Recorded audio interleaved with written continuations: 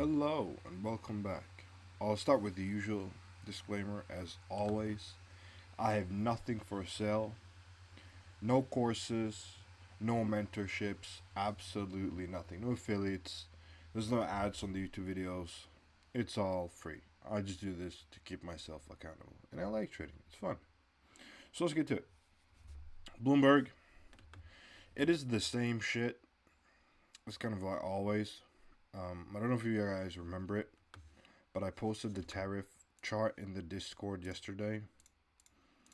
Don't remember where. Probably in general. Yeah, this one. So we already got pretty good overview, and it's just the same shit. Things are probably hitting in August, though. We'll see what happens with that. And like I mentioned yesterday, if there will be any development because of the Zelensky changes in Ukraine regarding corruption, dismantling many anti-corruption agencies and firing them and all that. Yeah, the IMF is mad at them, but Trump doesn't care about that, and neither do we, right? Like I mentioned earlier, this is ruthless pragmatism. There's no, this doesn't care about how we feel about anything, so we have to just stay relevant to that. This trade gained a lot of traction in the Discord. There was a lot of people talking about it, so I'll get into it. Like I said earlier, I've hit my monthly max a while ago, like 10% ago or more. If you're in it right now, you should get your sell loss down to 0.5% instead of a full percent. Still comfortably within the resistance area if you lowered your sell loss. And also, it would make sense TA wise as well, because if this candle closes now and another one goes up, another one goes up, another one goes up, the trade is already fucked. So you might as well be out by then, right? So get your sell loss down to break even, or 0.5% by now. I would do personally 0.5%, or it has gone quite far already. So defense, I'm just 0.5% or break even, whatever. It doesn't really matter at this point. However, in this video, I want to go over. I'm not gonna go through pairs like I mentioned earlier again, because I'm trying to stay away from overheating now, over trading. I don't want to even get tempted because we're already up so fucking much. Can I post? Yeah, 52% in this is July 16th. Oh, this is so 2 months, 56%. It's too much.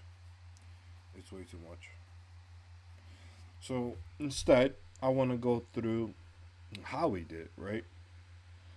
A lot of people are watching the TA but not completely understanding it. But by now, you might have noticed that there's a common theme in all the trades, right? Either it's a classic reversal like this one, where we've got our SR areas drawn. SR areas are valid when a point has been hit 2 times. So this has been validated. This has been validated. And then we look for a candle close on the 12-hour or the 1 day. Then we make an entry below the low of the indecision candle, set a sell loss above previous highs. We wait for it to trigger, and we try to get a 2.0 TP if we can. We don't go longer on entry. We sometimes do an extension. Our max extension as well as 5%. And if we're going against the trend, there's no trend here. It's going sideways, so whatever. If we're going against the trend, we can go down to 1.5R, but don't go lower than that on entry as well. On a lot of other pairs, let me find one where that's relevant, because we have been doing a lot of breakouts as well, not just classic reversals. This one, I believe there was a classic. No, not a classic. I mean a breakout on, but not here. give us something here. Let me just find a better example. Regardless,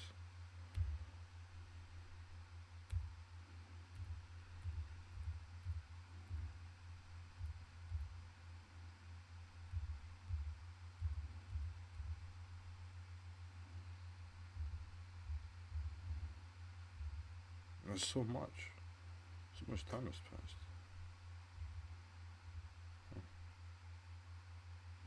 This one would, for example, have been one.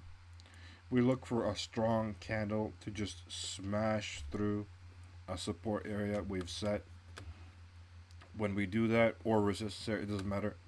In this case, it was a resistance area. A resistance area.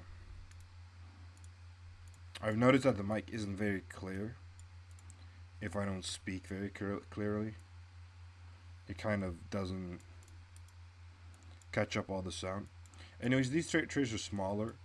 We're less tolerant for the trade to not go in our direction. So they'll be a lot shorter. We'd probably be down here. It's even more something like this and like that. And these trades tend to have the highest win rate as well. We see if it smashes through. If the candle continues its trend, we go with the trend.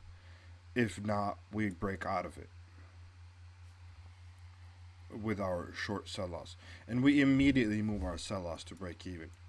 So these have the highest win rate and the highest R on average. This one would have for sure gotten extended. Sometimes I extend twice, not too often. At least once. It depends on the candle, what I'm looking at. Can never tell. Max extension is a 5.0. We had one of those yesterday, like I posted.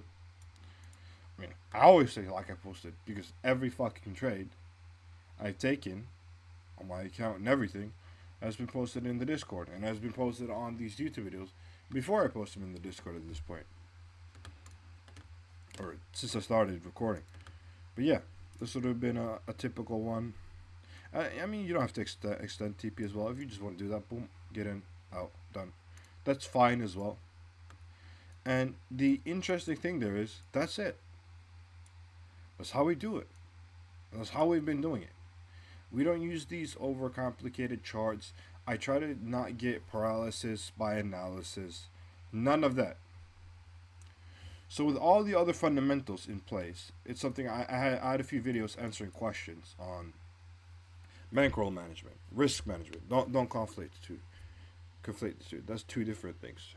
Trading psychology, all of that, and of course TA. All those four factors. And we had a good run after that. As long as you have good bankroll management, good risk management, and good trading psychology. Trading psychology is the most important.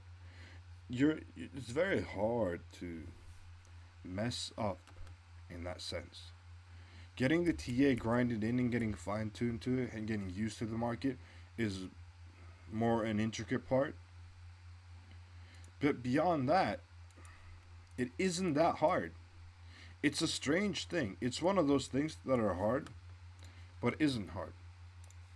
We also do some fundamental analysis on this channel. Every day we go look at like Bloomberg. Like mentioned earlier, I do not do too much or too like hard. I want to say hard, but I know a lot of people are not used to those terms. But hard fundamental analysis would be looking at interest rates and prognosis for the economy. Not just interest rates, tax rates, all kinds of them. Income taxes, especially capital gains, liquidity in the market, unemployment, all this hard financial hard financial analysis. We stick to just headline news, things that can spark interest or we can get something out of. Because the reasoning behind that is quite solid. Because I've backtested my strategy. I've done extensive backtesting.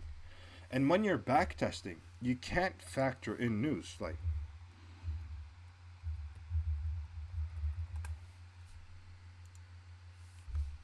Here you go. You can't factor in all these things, right? When you're doing some random backtest. That's impossible. So that's why we just do the headline risks and stick to those.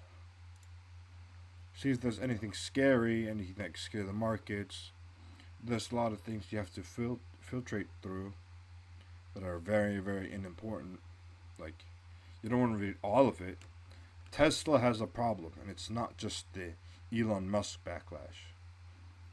Could give a fuck, right? But this, yes, we care. We want to watch out for this. And I think that's it. It's a very minimalistic approach to all of it. If I miss something, though, I really would appreciate some questions. If there's anything you're curious about, something you'd like me to elaborate on, you can leave it in the comments, hop in the Discord, whatever you want to do. It's all good. And that's it. It's a pretty short video, but thank you for watching.